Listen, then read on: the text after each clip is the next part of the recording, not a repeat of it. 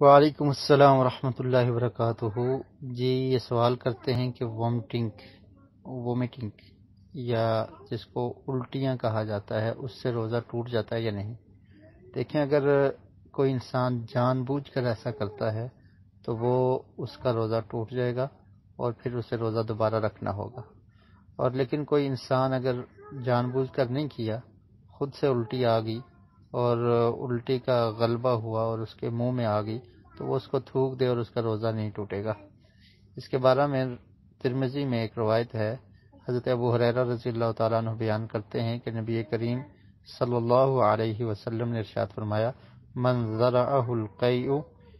فلیس علیہ قضاء، کہ جس پر الٹی کا غلبہ آ گیا، یعنی خود بخود الٹی آ گئی تو اس پر قضا نہیں ہے، اس کا مطلب ہے کہ اس کا روزہ نہیں ٹوٹے گا۔ وَمَنِ اسْتَقَاءَ عَمَدًا فَلْيَقْضِهْ، اور جو جان بوجھ کر الٹی کرتا ہے، اپنے منہ میں کوئی انگلیاں ڈال کر یا کسی اور طریقے سے جان بوجھ کر الٹی کرتا ہے تو اس کو قضا دینی پڑے گی، اس کا روزہ ٹوٹ جائے گا۔